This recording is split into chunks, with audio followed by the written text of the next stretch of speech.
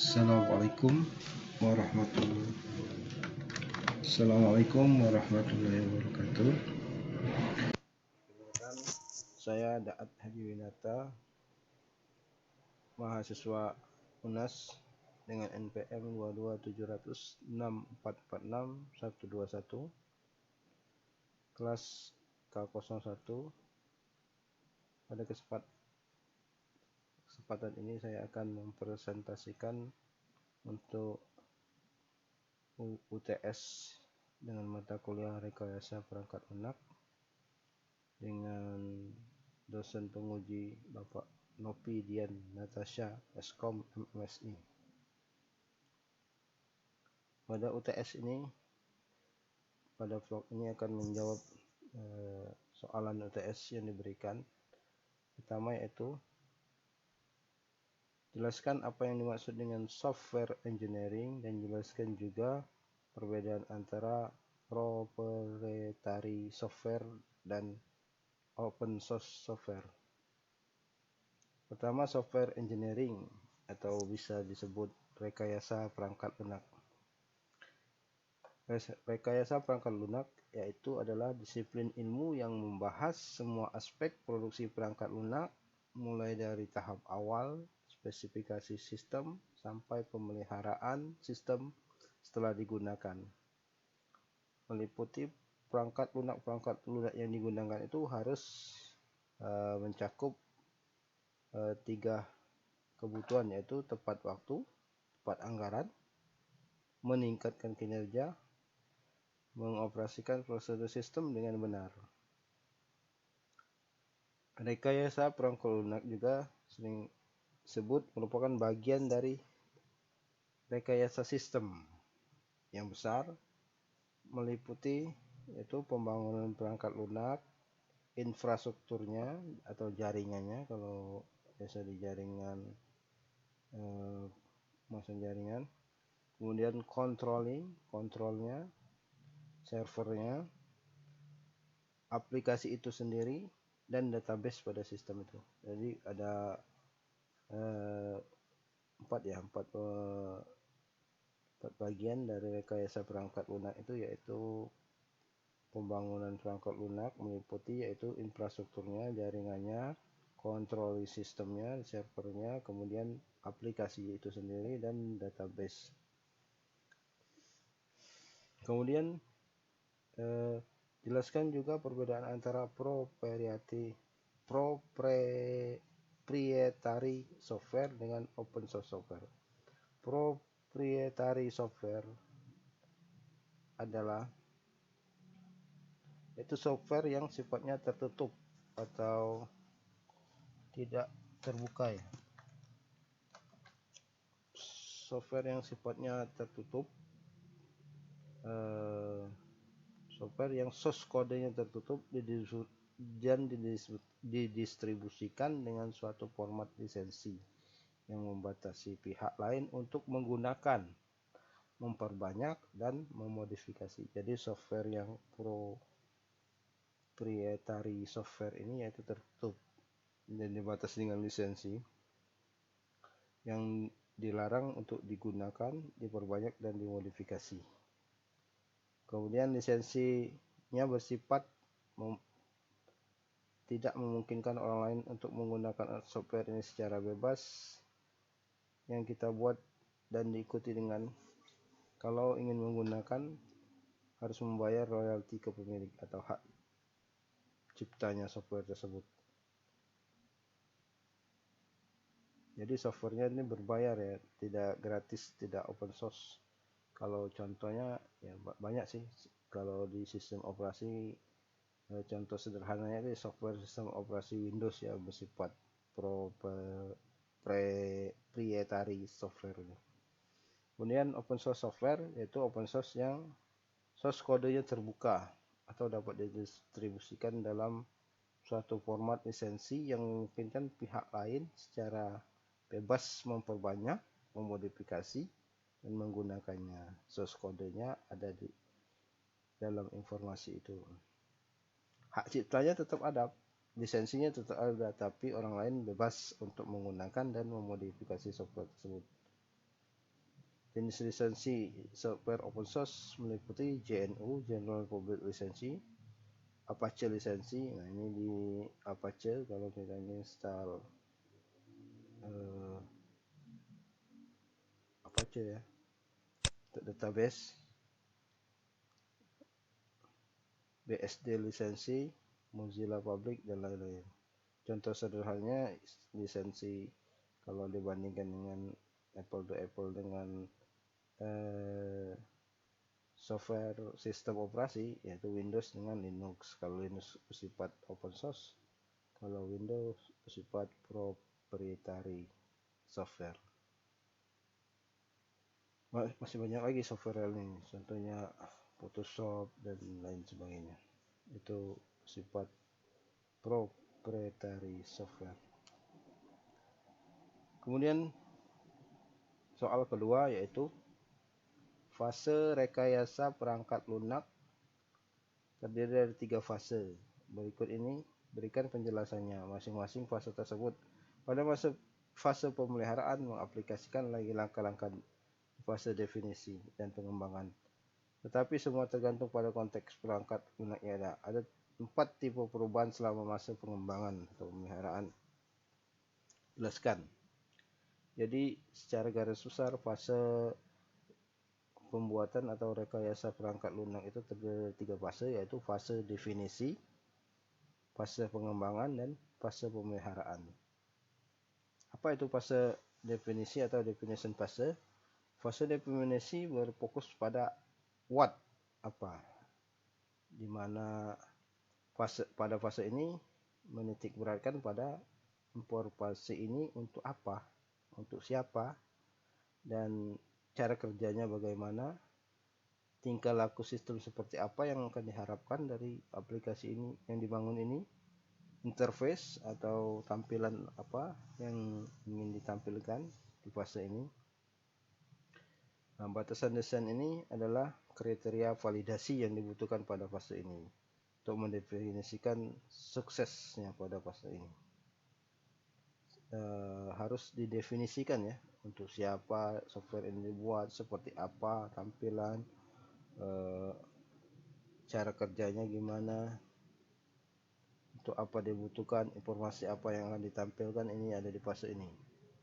Jadi kalau dibagi tugasnya ada 3 tugas utama pada fase definisi ini, itu sistem atau rekayasa informasi seperti apa, perencanaan proyek perangkat lunak itu bagaimana, kemudian analisa kebutuhan sumber daya yang dibutuhkan ada di fase ini. Apa di definition fase ini mengidentifikasikan sistem dan rekayasa nanti seperti apa, kemudian perencanaannya bagaimana, dan analisa kebutuhan sumber daya apa. Kemudian yang kedua itu fase pengembangan. Fase pengembangan ini yaitu fasenya berfokus pada how, bagaimana pengembangan perangkat lunak. Teknologi harus mendefinisikan data yang dikonstruksikan, bagaimana fungsi-fungsi itu bekerja, diimplementasikan pada sistem, kemudian diterjemahkan di dalam bahasa pemrograman, serta bagaimana pengujian yang dilakukan. Metode ini selama masa pengembangan akan bervariasi. Ada 3 tugas yang pada fase pengembangan itu, yaitu rancangan perangkat lunak, pemunculan kode, pengujian perangkat. Jadi pembuatan kode ini, codingnya di sini pada fase pengembangan ini, kemudian rancangan perangkat lunak, kemudian pengujian perangkat lunak itu ketahanan dan seperti apa ya. Kemudian fase maintenance atau maintenance fase pemeliharaan. Pada fase ini berfokus pada perubahan change yang dibutuhkan dikoreksi oleh konsumen sesuai kebutuhan perangkat lunak ini akan terus berkembang, serta perubahan sehubungan dengan perkembangan yang disebabkan oleh kebutuhan pelanggan biasanya. Pada fase ini terjadi ada tipe, nah ini yang ditanyakan tadi, ada tipe 4 tipe perubahan selama fase pengembangan ini, yaitu adanya koreksi itu baik catatan pada perangkat lunak atau pada sistem itu ada koreksi yang disampaikan oleh konsumen mungkin belum memenuhi kebutuhannya yang dibutuhkan. Kemudian adaptasi dari waktu ke waktu, software harus terus beradaptasi dan berinovasi dengan perkembangan zaman. Kalau dulu software misalnya bisa baca barcode, sekarang harus tingkatkan software harus beradaptasi membaca QR code dan sebagainya. Kemudian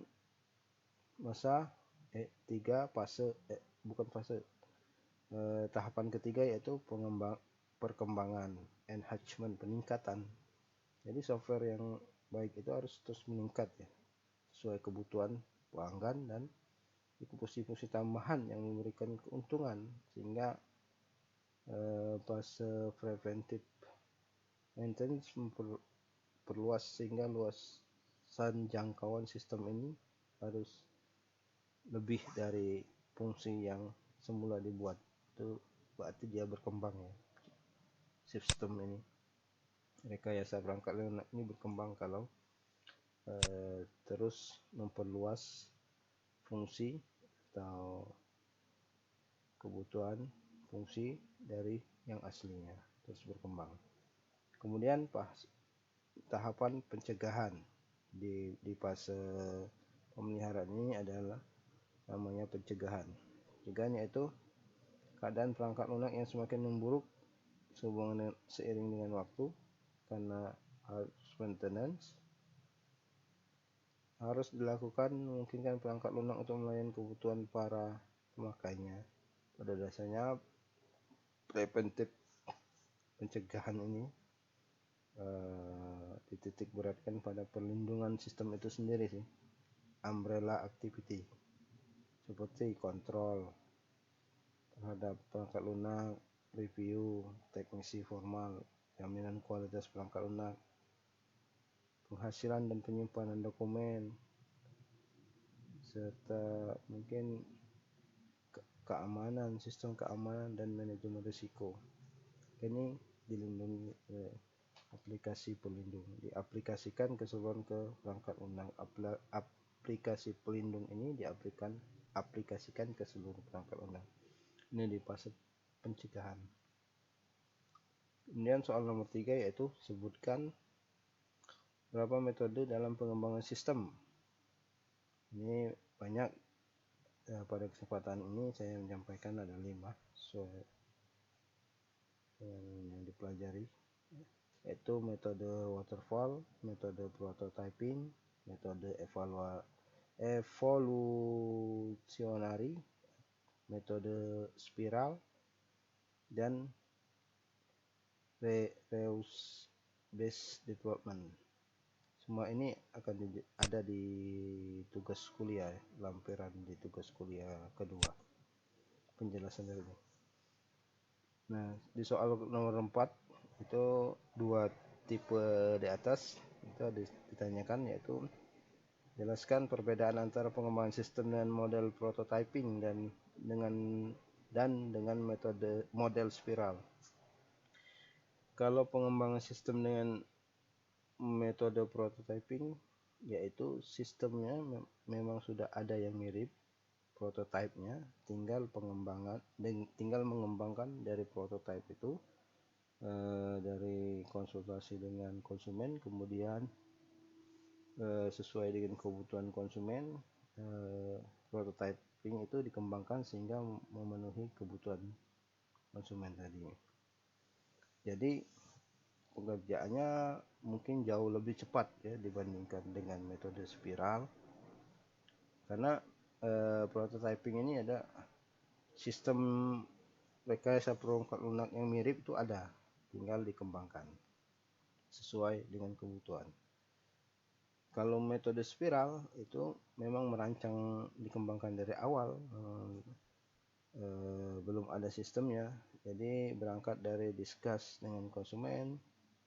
Nah, karena belum dikembangkan, ya cenderung lebih lama ya pengerjaannya dibandingkan dengan metode prototype yang memang sudah ada prototipenya, tinggal dikembangkan.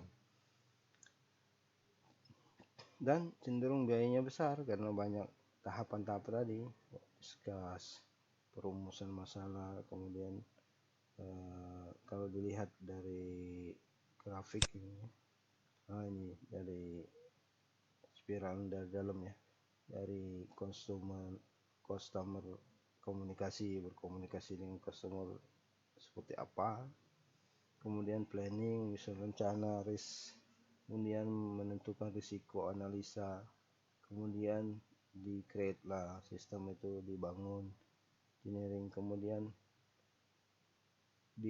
setelah dibangun kemudian dirilis, evaluasi lagi sama customer, konsultasi lagi, ini berputar terus ini metode spiral ini. Kalau dilihat dari kan cenderung lebih lama dan batas waktunya ya sampai kebutuhan konsumen ini terpenuhi dengan sistem yang kita rancang. Seperti itu. Kalau metode prototyping ya bisa kita lihat di sini juga ya, seperti ini. Nah, kalau mana prototyping,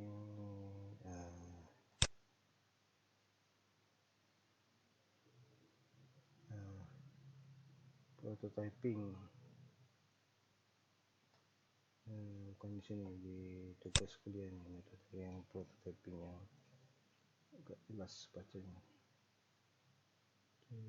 Di sini kalau metode prototyping, nah ini metode prototyping yaitu planning, discuss, dengan analisa, desain, implementasi. Kemudian sudah ada sistem prototypingnya, lalu discuss ini diinjek ke sistem prototyping, diimplementasikan, dirubah sesuai kebutuhan, jadi sistemnya. Memang sistemnya udah ada, sistem prototyping. Itu mungkin yang dapat saya sampaikan pada UTS rekayasa perangkat lunak ini. Sekian dari saya ucapkan akhiri, wassalamualaikum warahmatullahi wabarakatuh.